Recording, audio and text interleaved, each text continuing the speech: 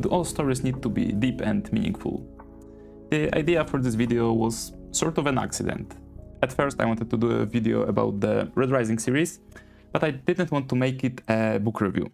And I also couldn't seem to find another angle. A typical book review wouldn't really fit this channel, but as I was searching for different themes in the story, and it does have many important and interesting themes, but there doesn't seem to be any sort of deep, meaningful message that would connect the entire story. Or maybe at least I didn't find it. So I was thinking about how I can make a video focused on this story.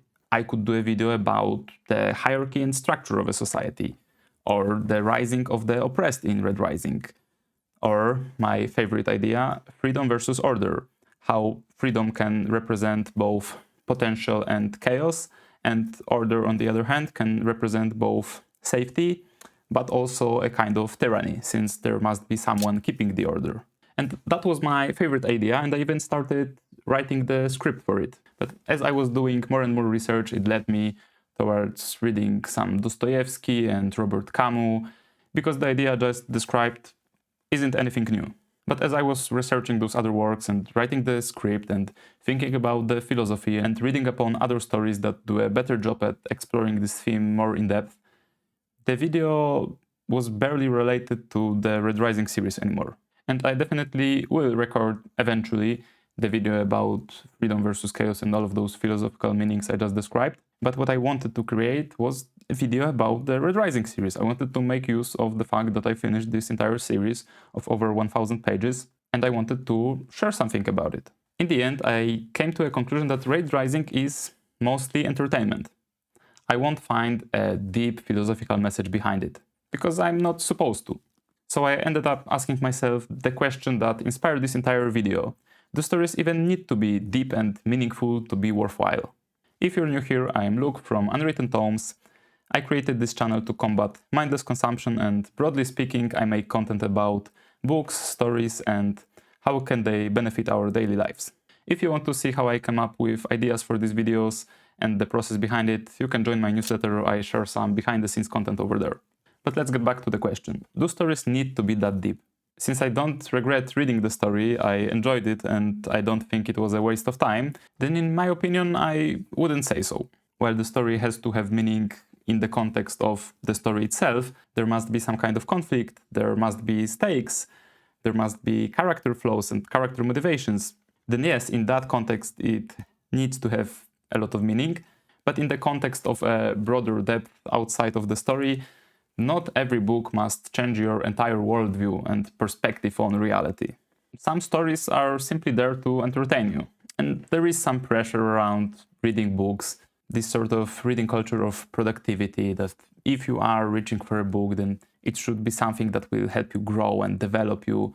It should be something that you will learn from. People will judge you based on what you read. There are already tons of articles on the internet that will use titles like, "What do the books you read say about you?" or books that are red flags in your partner, and all that kind of stuff. And a lot of that pressure we even create ourselves. I was talking with a friend today, and she said that yes, she wants to read something, but she wants it to be something meaningful. She was looking for a topic that will bring her some sort of value other than entertainment. But for some reason, we don't have the same problem when it comes to movies, series, games, or scrolling social media. We seem perfectly fine with treating those things as pure entertainment. We aren't looking for any meaning, so why do we treat books so differently? Because in comparison, no matter what the title or genre, a book will provide probably a much healthier form of entertainment than those other things I just mentioned. But when it comes to books, there are all sorts of expectations. Maybe because they're a sort of status symbol. After all, books are a symbol of intelligence and wisdom and knowledge. Books show your intelligence, your refinement, who you are as a person, hence the whole phenomenon of performative reading.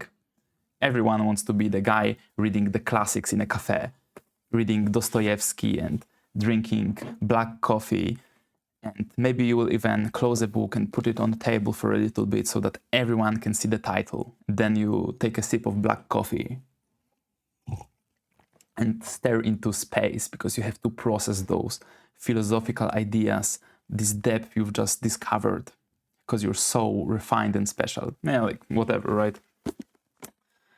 But because of those associations, we stop looking at books as a form of entertainment. Nowadays, we are thinking about them in the category of learning, self-development, status, as I just mentioned, but not pleasure. This sort of reading culture results in even less people reading books, because then the book becomes something you must give up entertainment for. If people start thinking that they need to give up their favorite game or their favorite Netflix series to go read a book, then they're already thinking about it as a form of giving up entertainment. And when that happens, then the book must be worth it. It must provide some value to you that will be worth giving up your entertainment. But stories are a creative pursuit, and we shouldn't be looking at them based on how practical they are. Ancient humans created art, jewelry, and told stories for the sake of having fun, not being productive. And when it comes to books, sometimes you want the depth of a classic. Sometimes you want the tension of a thriller or horror story. And other times you simply want to relax and get lost in a fantasy world. Different titles and genres don't have to compete, they actually complement each other. You can get drawn into a really engaging story that is easy to pick up and easy to read, and then you will discover some sort of interesting theme that you want to explore deeper. Then you will find out that there is some sort of classical work that explores it, and then maybe you will reach for a classic.